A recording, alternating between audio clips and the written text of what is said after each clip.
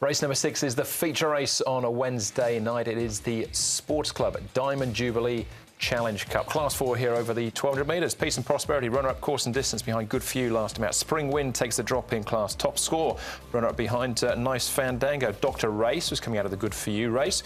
Jolly Bountiful behind Nice Fandango. Love Chungwa behind Nice Fandango. And Top Strike also behind Good Few. Formula Glory last start winner goes up in class.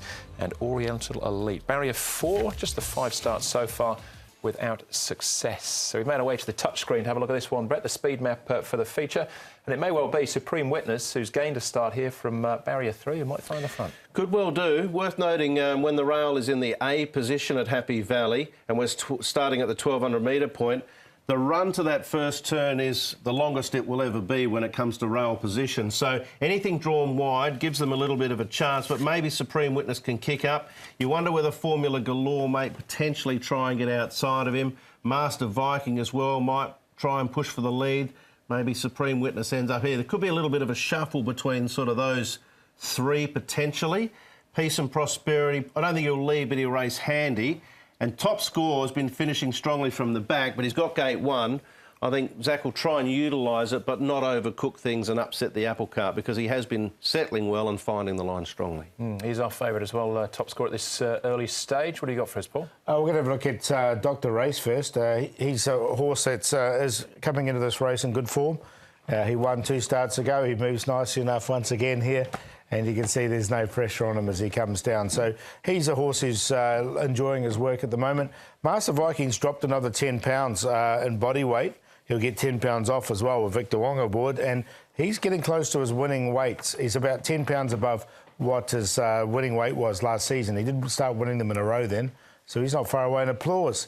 Matthew Chadwick aboard. He was allowed to be let go in this particular race as well. Another horse that's won at Happy Valley earlier in the season. He's by Luke de Vega, and those horses are going well at the moment, aren't they? They certainly are. All right, let's start off, though, with Peace and Prosperity. Did well to finish second from a wide gate last time, has drawn much better, this time for Neil Callan. Neil, Peace and Prosperity, at the top of the straight, you must have thought you had a chance of winning last time. Yeah, look, since he's dropped back into Class 4, he's been racing quite well. You know, I think 2 runs ago was another good run, and then in between he just forced forward from a bad draw, and he's just not the biggest of horses, so it's a little bit harder for him to sustain a run to the line. But last time he's come back there and had a nice trip round, and I thought for sure he'd be a strong chance to win at the 100, and he just got worn down. But look, he's racing well. He's pulled another good gate, which I think is important for him, and he likes the valley, so hopefully with all that in context, that it give him a good chance to win. You rode him in a piece of work on Saturday morning. How's he felt coming out of that run? He's not the nicest to ride in the morning. He's a bit of a tearaway, so it's more of a thing to try and keep him going as slow as you can to make sure he doesn't overdo it. But look, he seems in good form, and he's healthy and well, so hopefully he's another strong runner. He's certainly a bit of a handful, isn't he? That's Peace and Prosperity. We'll keep moving, though. There's a whole stack of them as we're going through the starter lists that ran against each other these last couple of runs. Top Score fares best in second. Didn't mind the run of Love Chungwa here. Yeah, he closed off quite OK, and that's his go. Top Score has really got going the last couple of starts. Francis Loy has really been able to get him to stretch out. Look at the margin he gave away here, and the finishing power he showed. He got up last stride to grab second behind Nice Fandango.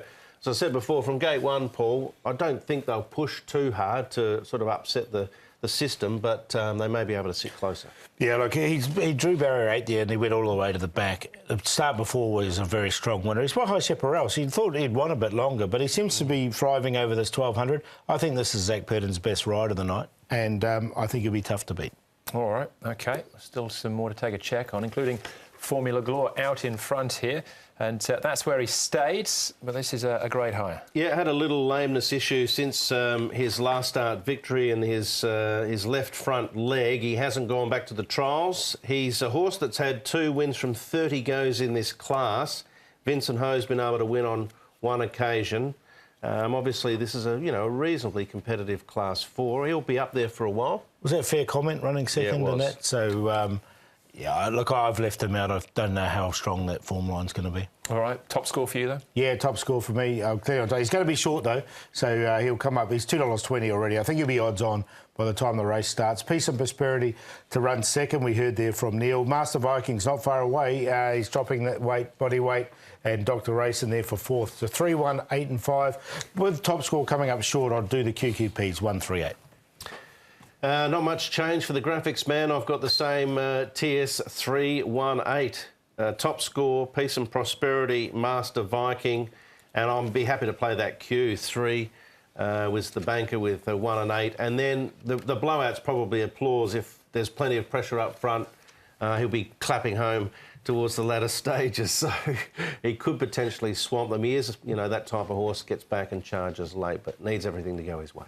All right, I've got 3 and 1. I haven't got Master Viking. I have got Love Chungwa, as you said, Brett, from a wide-ish gate. It's not ideal, but he does have a bit of an opportunity maybe to find a spot. Finished off nicely there last time.